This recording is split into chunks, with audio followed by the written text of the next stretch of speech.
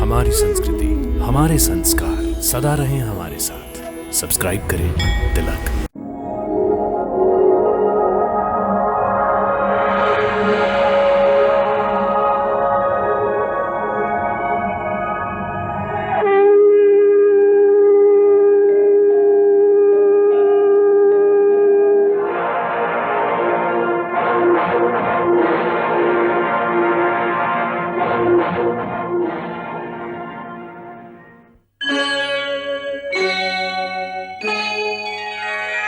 कृष्णा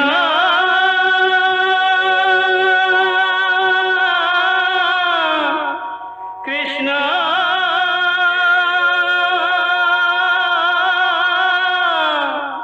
हरे कृष्णा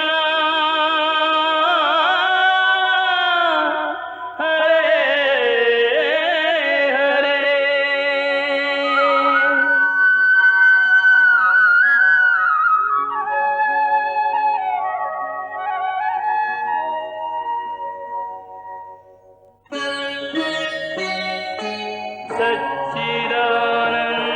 सच्चिदानन्दरूपाय विश्वोत्पत्त्यादिहेतवे तापत्रयविनाशाय श्रीकृष्णाय वयं नमः।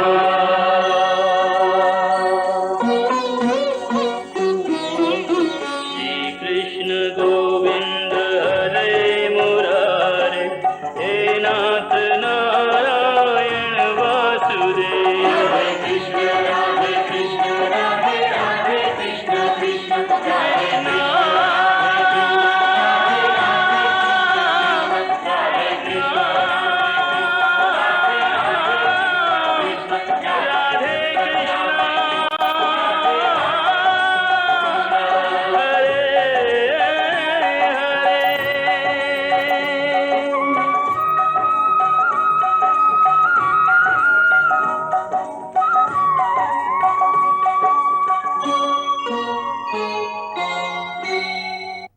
देवी, अब भी मेरा कार्य अधूरा पड़ा है।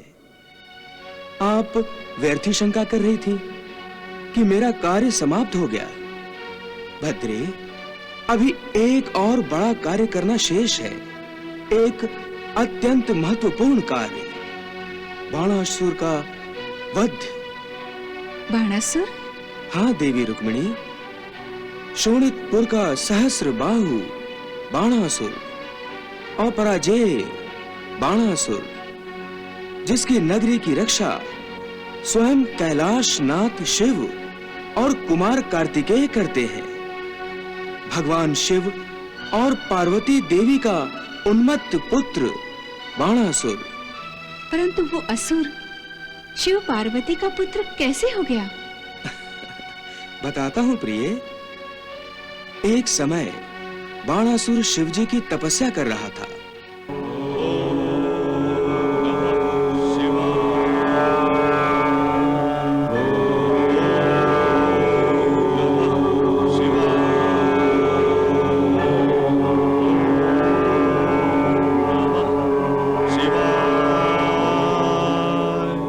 हे भोलेनाथ, ये बाणासुर तो भयंकर तपस्या कर रहा है। इसकी तपस्या का कैसा तेज फैल रहा है। देखिए ना, उस तेज को ब्रह्मांड भी सहन नहीं कर पा रहा है। वो डावाडोल हो रहा है। प्रभु स्वामी, सृष्टि को बचाइए और इस बलि पुत्र बाण पर कृपा कीजिए। परंतु देवी, बाण तो आपसे अनुग्रह चाहता है। मुझसे? हाँ देवी। मैं क्या अनुग्रह करूं देवादिदेव? यदि आपने बाणासुर पर समय रहते अनुग्रह नहीं किया तो शरीर से निकलने वाली अग्नि की लपटों से वो भस्म हो जाएगा। प्रभु, अपने भक्त की इतनी कठोर परीक्षा न लीजिए। सत्य कह रही हो देवी, तुम्हारा अनुग्रह ही उसे जीवित रखे है। चलो उस पर अनुग्रह करके तुम्हारी इच्छा पूर्ति करते हैं। ओम नमः शिवाय।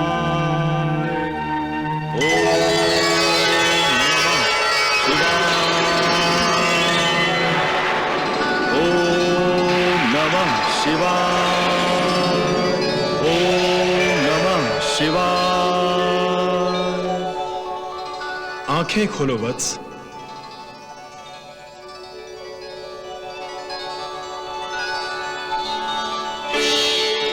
हे दीन बंधु भोलेनाथ शंकर महादेव और जगत माता पार्वती को मेरा प्रणाम।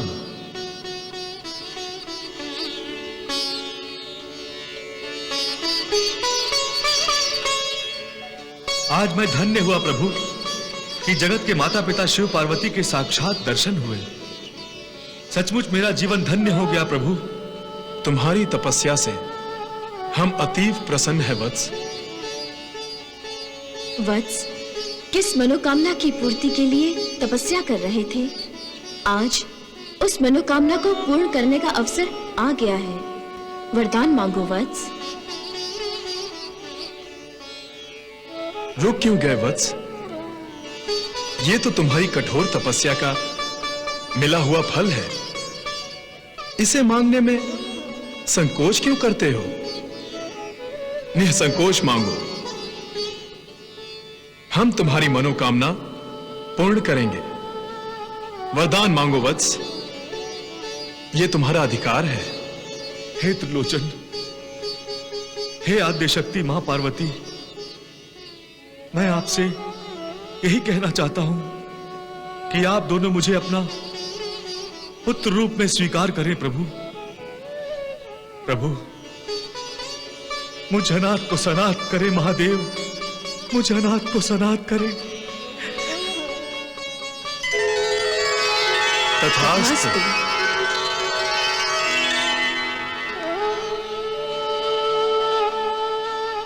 देवी, यदि कुमार कार्तिकेय हमारे ज्येष्ठ पुत्र हैं, तो ये हमारा कनिष्ठ पुत्र होगा। मेरा मनोरथ सफल हुआ मां। मैं सनाथ हो गया हूं पिता महादेव। देवादिदेव, मैं बड़ा अनुग्रहित हुआ। हे वत्स, मैं तुमसे बहुत प्रसन्न हूं। इसलिए मैं तुम्हें एक वरदान और देना चाहता हूं। मांगो, जो तुम्हारी इच्छा हो। हे आशुतोष, जिसके संसार की मनोकामना पूर्ण करने वाले आप जैसे माता पिता हो, उसे और क्या चाहिए? जिसके घर के आंगन में स्वयं गंगा बहती हो, वो कुआं क्यों खोदे? मैं बड़ा कृतार्थ हूं प्रभु।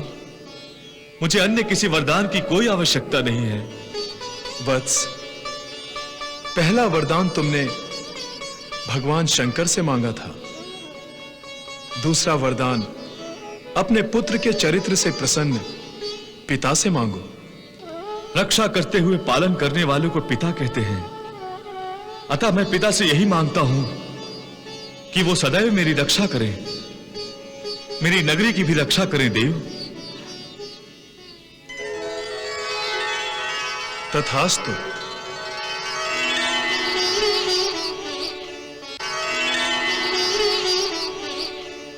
हे पुत्र बाणासुर, तुम्हारे बड़े भाई कुमार कार्तिकेय का जिस नगरी में जन्म हुआ था, उसी क्षौणकपुरी को तुम अपनी नगरी बना लो।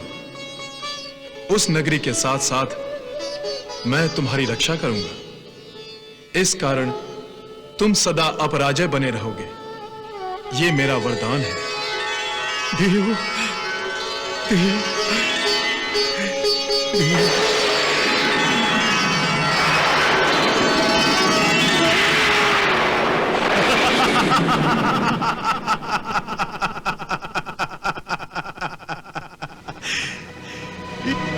अजय, अपराजय। भगवान महादेव शिवशंकर के आशीर्वाद और वरदान के कारण बाणासुर प्रबल और उन्मत्त हो गया देवी। परंतु महादेव शिवशंकर ने बाणासुर की नगरी शोणितपुर की सुरक्षा का प्रबंध क्या किया? महादेव ने शोणितपुर की सुरक्षा के लिए अग्नि का निर्माण किया। अग्नि का? हाँ देवी।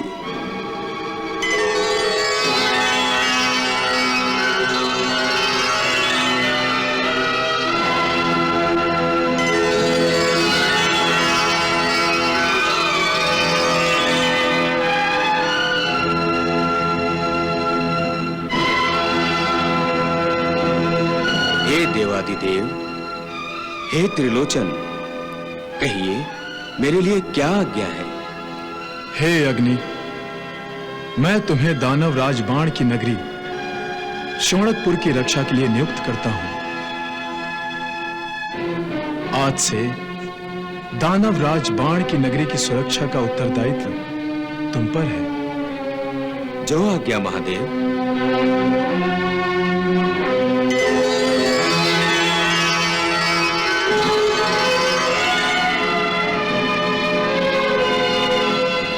देवी, अंतरिक्ष में स्थित अग्नि चक्र से सुरक्षित शोणितपुर नगरी बाणासुर की राजधानी बन गई। महादेव शिव शंकर के बाद दानवराज बाणासुर अपने ज्येष्ठ भ्राता शिव पुत्र कार्तिकेय से भी अनुग्रहित हो गए।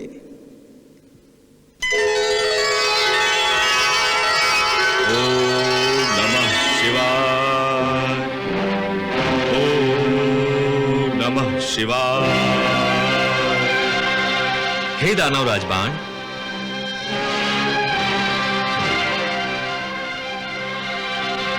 भ्राता भगवान कार्तिकेय,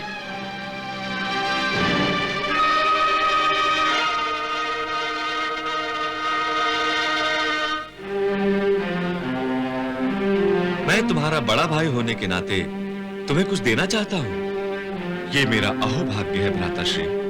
जैसे पिताश्री महादेव शिवशंकर ने कहा है, तुम सदा अपराजय रहोगे।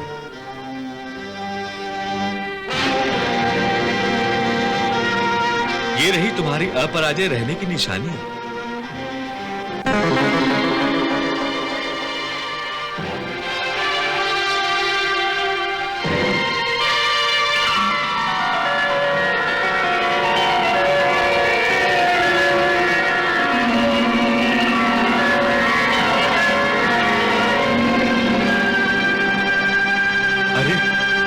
दिव्य तेजस्वी ध्वज, और ये रहा दिव्य तेजस्वी मयूर वाहन।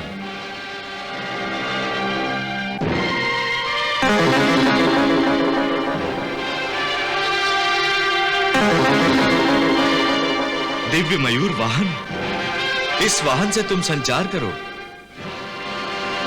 ये मन की गति से चलता है। ज्येष्ठ भ्राताश्री, आपने मुझे अनुग्रहित किया है।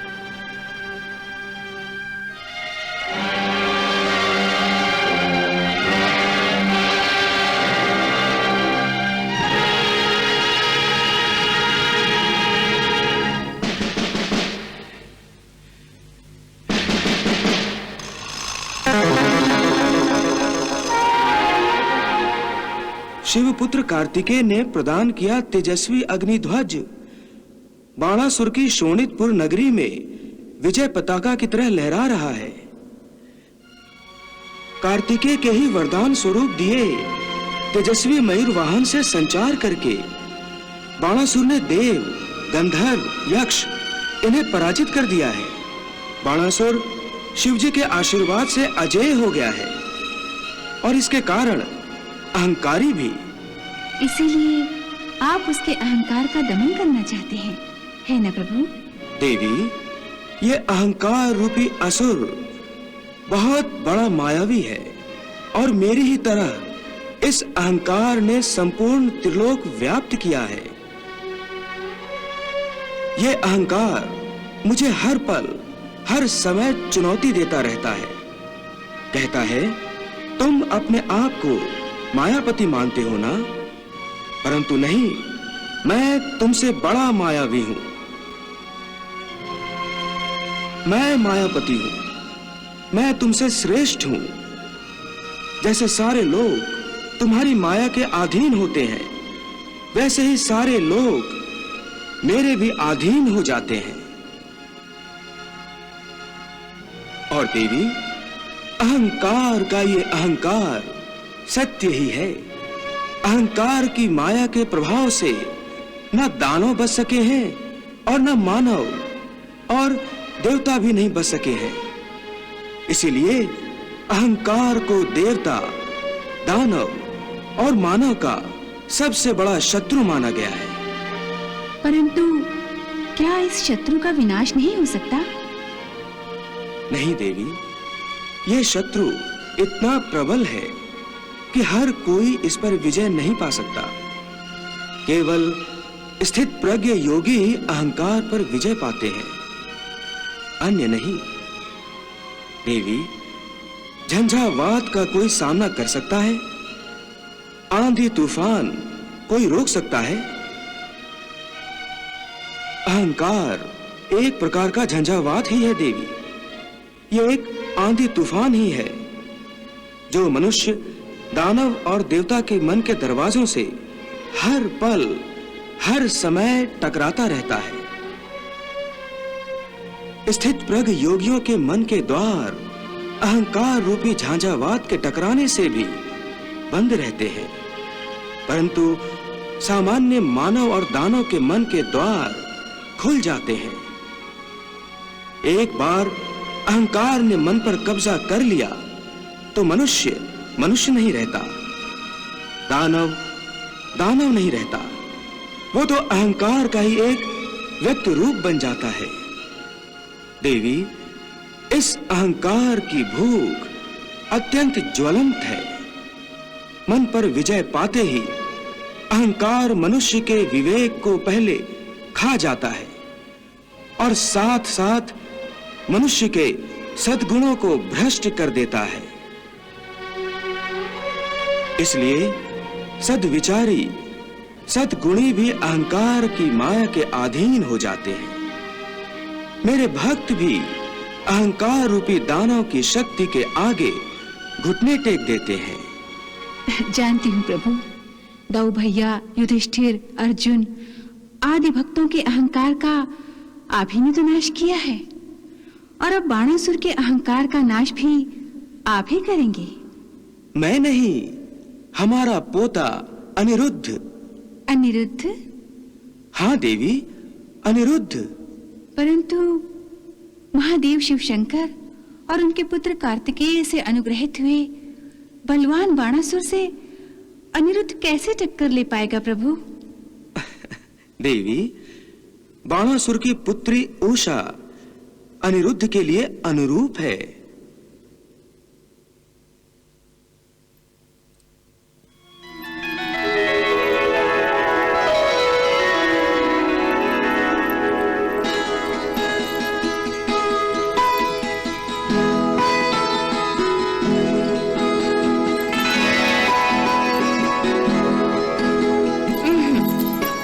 ये भी नहीं। अच्छा, तो ये दूसरा चित्र देखो। नहीं चित्रलेखा, अब और नहीं। देख तो लो उषा, इसकी चितवन कितनी तीखी है। कदाचित तुम्हारे मन को भी भा जाए तो महाराज बाणासुर के आते ही तुम्हारा विवाह हो जाएगा। नहीं चित्रलेखा, ये असंभव है। परंतु क्यों असंभव है? देखो चित्रलेखा, चित्र देखने से चरित्र दिखाई नहीं देता। हाँ, यदि मनुष्य सन्मुख हो तो मन स्वयं ही आंक लेता है कि वो सज्जन है या दुर्जन। इसलिए चित्र देखने से क्या लाभ? वैसे भी मैं अपने जीवन साथी का चयन स्वयं करने नहीं जाती।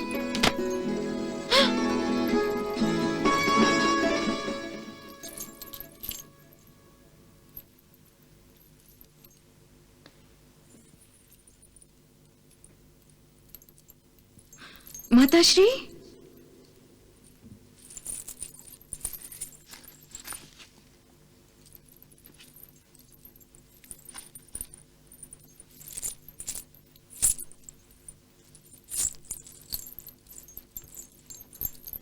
अब क्या इन राजकुमारों को भी तुमने अपनी ठोकर में रख दिया? राजकुमारी उषा, अब क्या तुम्हारे लिए गंधर्वलोक से कोई गंधर्व आएगा या फिर स्वर्गलोक से कोई देवता उतरेगा? ओ माताश्री। मत कहो मुझे माताश्री। तुम तो अपने पिता महाराजा बाणासुर की ही पुत्री हो, उन्हीं की भांति घमंडी। उन्हें अपनी शक्ति पर घमंड है तो तुम्हें अपनी सुंदरता पर। नहीं माताश्री, मुझे अपने सौंदर्य पर घमंड नहीं है। तुम तो चुप ही रहो। और हाँ चित्रलेखा, तुम तो इसकी सखी हो, ये तुम्हारी हर बात मानती है, इसीलिए मैंने तुम्हें इसे समझाने के लिए कहा था। परंतु महारानी, राजकुमारी जब एक बार हट पकड़ लेती है ना, तो फिर किसी की नहीं सुनती। मैंने इन्हें बहुत समझाने की कोशिश की, परंतु अगर ये नहीं मानती तो मैं क्या करूं? ओ माताश्री, आप व्यर्थ ही मेरे विवाह की चिंता करती हैं। पुत्री, एक माता अपनी पुत्री के विवाह की चिंता नहीं करेगी तो फिर और कौन करेगा पुत्री? माता पार्वती। और कौन? वो जब चाहेंगी तब मेरा विवाह होगा। तेरी हट के आगे तो तेरे पिताश्री ही जीत पाएंगे। अब की बार वो तेरा विवाह करे बिना बिल्कुल नहीं मानेंगे। आने दो उन्हें, मैं उनसे ही बात कर लूंगी। दैत्यराज बाणासुर की जय! दैत्यराज बाणासुर की जय! असुरराज लो, बाणासुर की वो आ गए। असुरराज बाणासुर की जय! दैत्यराज बाणासुर की जय! दैत्यराज ये तो तुम्हारी विवाह के ही बाजे लगते हैं। महारानी ने सत्य ही कहा था, दैत्यराज बाणासुर अब तुम्हारा विवाह करा के ही छोड़ेंगे। दैत्यराज बाणासुर की जय! दैत्यराज बाणासुर की जय! असुरराज बाणासुर की जय! असुरराज बाणासुर की जय! दैत्यराज बाणासुर की जय! दैत्यराज बाणासुर की जय! असुरराज बाणासुर की जय! असुरराज बाणासुर की जय! दैत्यराज बाणासुर की जय! दैत्यराज बाणासुर की जय! असुरराज बाणासुर की जय! असुरराज बाणासुर की जय! दैत्यराज बाणासुर की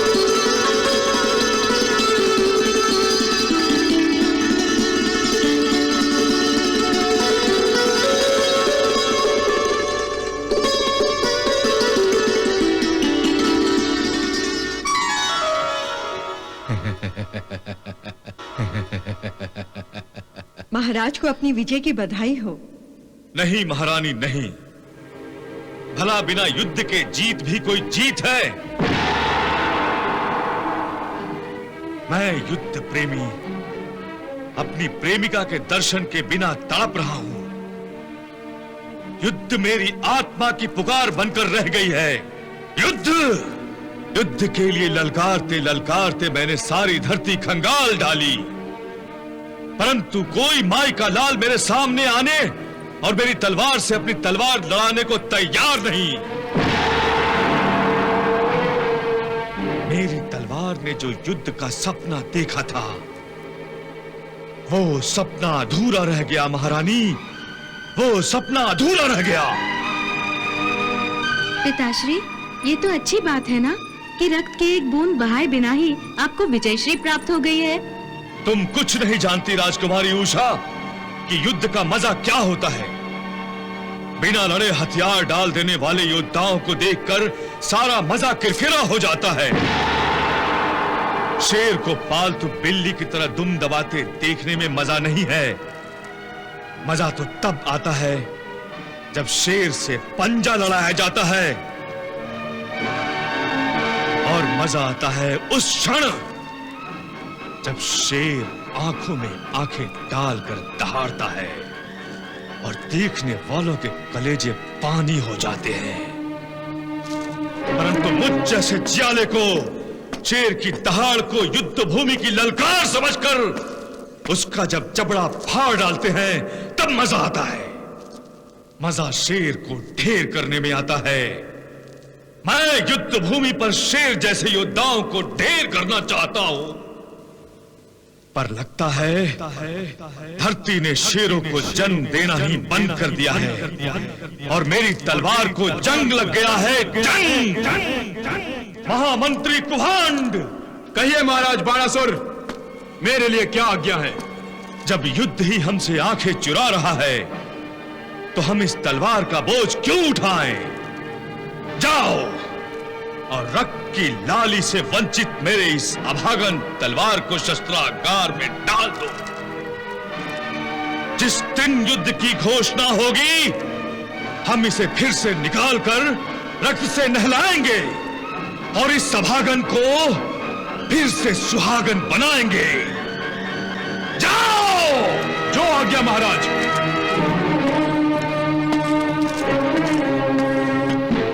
महाराज, आप तलवार को सुहागन बनाने की कह रहे थे। महाराज, अगर सुहागन बनाने की सोच ही रहे हैं तो अपनी पुत्री उषा को सुहागन बनाने की सोचिए। मुझे तो यह असंभव ही लगता है महारानी। असंभव? ये क्या कह रहे हैं आप? महारानी, जब धरती ने ही शौर्यशाली योद्धाओं को जन्म देना छोड़ दिया है, तो शूरवीर बाणासुर की वीरांगिनी पुत्री को जीवन साथी कहां से मिलेगा? जिन राजाओं महाराजाओं में मुझसे युद्ध करने की शक्ति ही नहीं रही, जिनमें पौरुष ही नहीं रहा, उनमें से किसी भी कायर को मैं अपना जमाई नहीं बना सकता महारानी, नहीं बना सकता। तो फिर राजकुमारी उषा का विवाह कब होगा? माताश्री, आप मेरे विवाह की चिंता छोड़ दीजिए। मैंने कहा ना, माता पार्वती जब चाहेंगी मेरा विवाह होगा। ठीक कह रही है राजकुमारी उषा। अब ये विवाह माता पार्वती और भगवान शिव शंकर के वरदान से ही होगा। परंतु वो कैसे? महारानी, मैं युद्ध के बिना जी नहीं सकता, इसलिए मैं घोर तपस्या करके भगवान शिव से अपने लिए महायुद्ध का वरदान मांगूंगा और माता पार्वती से अपनी पुत्री उषा के लिए किसी शूरवीर योद्धा को सामने ला खड़ा करने के लिए कहूंगा, जो मेरी पुत्री उषा का हाथ थामने के लिए योग्य हो सके। आपकी बातें तो मेरी समझ से बाहर हैं। आप समझने की भी चेष्टा ना करें, बस मेरी तपस्या के लिए जाने का प्रबंध करें। प्रभु, अकारण युद्ध करने और हिंसा में आनंद लेने की प्रवृत्ति दानवी प्रवृत्ति है, परंतु हिंसा प्रेम माता पार्वती और भगवान शिव शंकर के पुत्र बाणासुर में कहां से आ गया? देवी रुक्मिणी, ये सब प्रारब्ध के खेल हैं। प्रारब्ध हर मनुष्य के कर्मों के फलस्वरूप जो भी दंड देना चाहता है, प्रवृत्ति भी उसी के अनुकूल काम करती है। अर्थात बाणासुर का युद्ध प्रेम असल में उसे अपने अंत की ओर बढ़ा रहा है। हाँ देवी, और जब प्राणी अपने अंत की ओर कदम बढ़ाने लगता है तो उसकी मति भी भ्रष्ट हो जाती है। वो किसी की भी अच्छी बुरी कोई सलाह, कोई सीख को स्वीकार नहीं करता। अपने कर्म अनुसार अपने भीषण और भयंकर अंत को अनजाने में अपने कर्मों से न्याय पूर्वक बनाता जाता है। प्रभु, मनुष्य कर्म तो अपनी इच्छा अनुसार करता है, परंतु अपने अंत पर उसकी इच्छा का कोई अधिकार नहीं होता। यही तो समझाने की चेष्टा कर रहा हूं देवी। मनुष्य कर्म अपनी इच्छा से करता है, इसलिए कर्म इच्छाबद्ध है, परंतु प्रारब्ध इच्छाबद्ध नहीं है, वो कर्मबद्ध है। जो जैसा कर्म करेगा उसे वैसे ही उसका फल भी मिलेगा। मनुष्य इच्छा करता है कि वो अपने गांव में मरना चाहता है या अपनी प्रेमिका की गोद में अंतिम सांस लेना चाहता है, या मरते समय अपनी संतान को अपनी आंखों के सामने देखना चाहता है, परंतु उसका प्रारब्ध उसे जैसे जब और जहां चाहता है ले जाकर उसका अंत वहीं करता है। इसलिए कहता हूं, प्रारब्ध कर्मबद्ध है, इच्छाबद्ध नहीं। आप ठीक कह रहे हैं प्रभु। अब देखते हैं कि बाणासुर का प्रारब्ध उसे कब, कैसे और कहां ले जाकर उसका अंत करता है। ओम नमः शिवाय।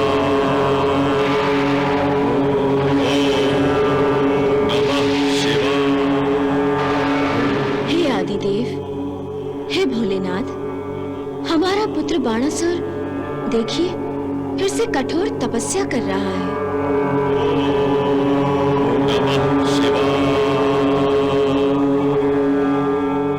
देवी पार्वती, केवल सिद्ध योगी ही भगवान को पाने की इच्छा से तप करते हैं, अन्य सभी की तपस्या में स्वार्थ निहित होता है। देवी, सृष्टि कल्याण के लिए तप करने वाले योगी विरला होते हैं और बाणासुर उन महान योगियों में से नहीं है। इसका अर्थ है बाणासुर स्वार्थ से प्रेरित होकर तपस्या कर रहा है। हाँ देवी, स्वार्थ जो महत्वाकांक्षा का ही एक रूप है। परंतु अब बाण की कौन सी महत्वाकांक्षा शेष रह गई है? शौर्य और ऐश्वर्य उसके पास है, यश और राज भी उसने प्राप्त कर लिया है।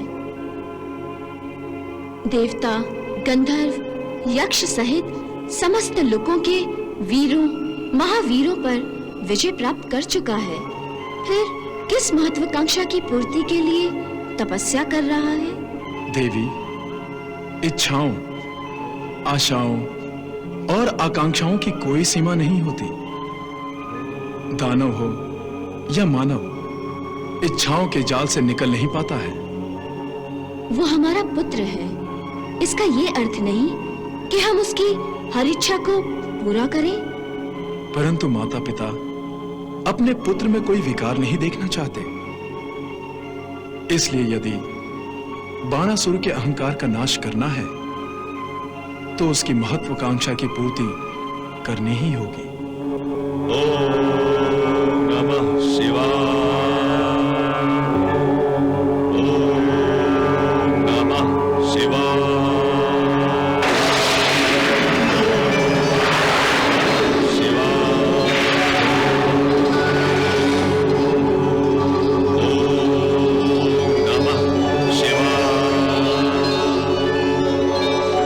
खोलो वत्स।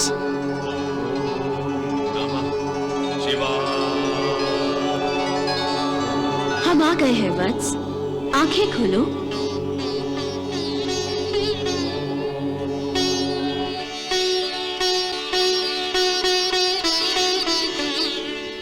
मैं धन्य हो गया हूं प्रभु, मैं धन्य हो गया हूं।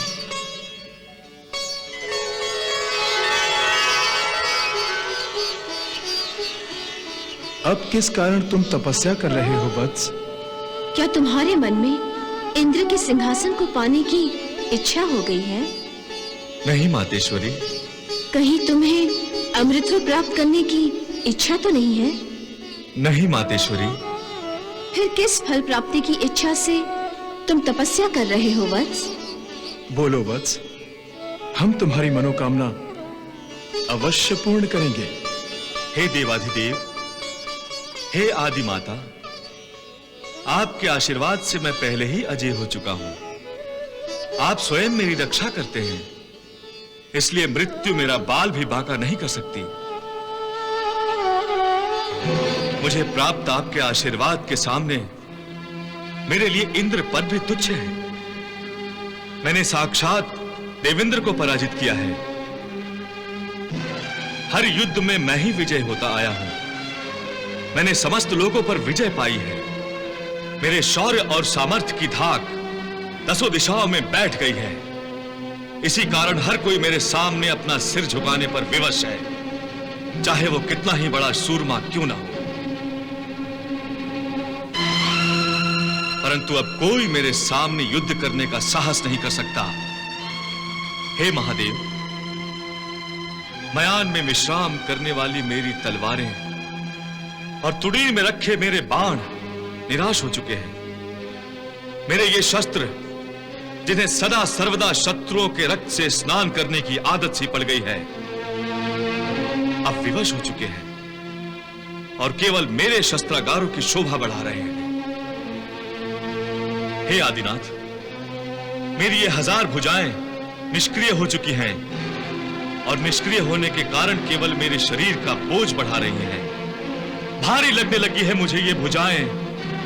वत्स बाणासुर, अंततः तुम चाहते क्या हो? युद्ध, महायुद्ध, यही मेरी महत्वाकांक्षा है प्रभु। महायुद्ध की महत्वाकांक्षा? हाँ आदिदेव, मैं युद्ध के बिना जी नहीं सकता। केवल अपनी महत्वाकांक्षा की पूर्ति के लिए युद्ध करना और अनगिनत लोगों को मौत के घाट उतारना अधर्म है वत्स। तुमने तो समस्त लोगों पर विजय पाई है, इसलिए निश्चिंत होकर राज करो, प्रजा को भी सुख दो और स्वयं भी सुख भोगो। हे सदाशिव, आप कल्प वृक्ष हैं, भक्तों को मनोवांछित फल देते हैं, भक्तों की मनोकामना पूरी करते हैं। हे भोलेनाथ, क्या आप मेरी मनोकामना पूरी नहीं करेंगे? हे भोलेनाथ, मैं महायुद्ध चाहता हूं। इस पूरे त्रिलोक में मेरी बराबरी करने वाला आपके अतिरिक्त दूसरा कोई योद्धा नहीं। हे देवाधिदेव, हमारा पुत्र बाण तो आपसे भी बराबरी करने की दुष्टता दिखा रहा है। अहंकार से उठा हुआ इसका सिर आकाश में भी छेद करने लगा है। भगवान, अब इसके अहंकार का नाश होना ही चाहिए। वत्स, निराश क्यों होते हो? इसका अर्थ मुझे महायुद्ध करने का अवसर प्राप्त होगा महादेव। हां वत्स, हम तुम्हारी इच्छा को स्वीकृति देते हैं। कब? जब कार्तिकेय से प्रदान किया हुआ तुम्हारा तेजस्वी ध्वज ध्वस्त हो जाएगा, तब समझ लेना कि महायुद्ध का अवसर आ पहुंचा है। प्रभु, उस समय तुम्हें मेरे बराबर के योद्धा से युद्ध करना होगा वत्स। आप धन्य हैं प्रभु, आप धन्य हैं, आप धन्य हैं। वत्स, मनोवांछित वरदान पाकर भी प्रसन्न नहीं हुए? नहीं मातेश्वरी, मैं केवल युद्ध प्राप्ति के लिए तपस्या नहीं कर रहा था, बल्कि मैं आपसे अनुग्रहित होने के लिए भी तपस्या कर रहा था। महादेव ने तो तुम्हें युद्ध का वरदान दिया है। परंतु मातेश्वरी, आप क्या मुझे कुछ नहीं देंगी? अब तुम मुझसे क्या चाहते हो वत्स? मातेश्वरी, अपनी पुत्री राजकुमारी के लिए उत्तम वर, एक ऐसा योग्य राजकुमार जिसे मैं अपना जमाई बना सकूं। उषा के लिए?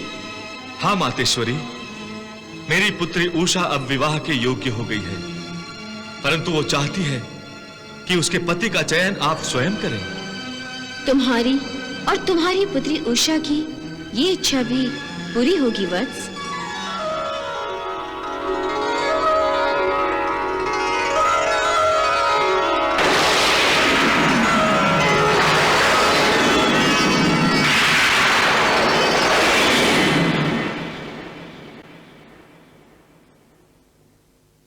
प्रणाम प्रभु।